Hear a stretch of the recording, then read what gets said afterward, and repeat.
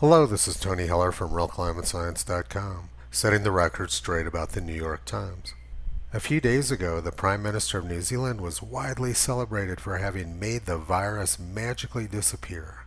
All she had to do was close the borders of New Zealand and destroy the livelihoods of 229,566 people in the tourist industry.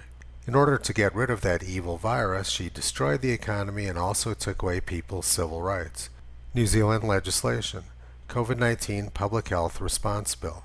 An enforcement officer may enter without a warrant any land, building, craft, vehicle, place, or thing if they have reasonable grounds to believe that a person is failing to comply with any aspect of a coronavirus order.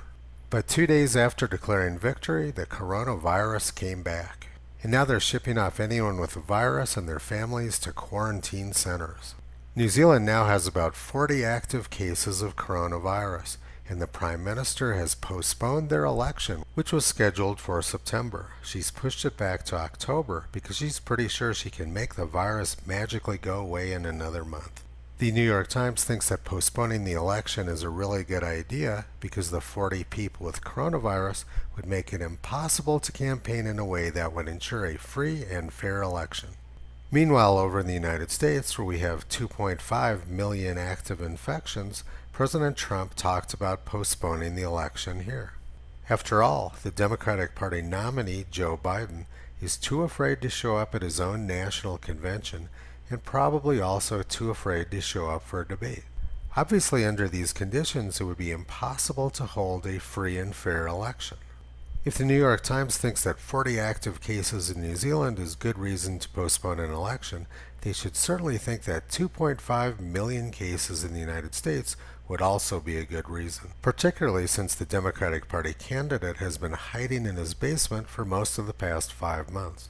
But the New York Times has a completely different opinion about the U.S. election than they do about the New Zealand election.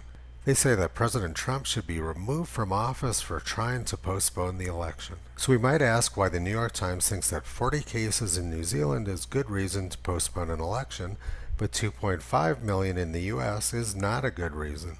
Toto has a theory about the wild schizophrenia of the New York Times. Toto thinks that the New York Times wants people to be afraid during the U.S. election. Because if lots of people are afraid to go to the voting booth, then the Democrats can engage in massive mail-in voting fraud. Toto thinks that the New York Times isn't actually interested in free and fair elections in the United States. Their interest is to get a Democrat elected. The New York Times is pretty good at pulling the wool over people's eyes, but they're not so good at fooling Toto. You can visit them on the web at realclimatescience.com.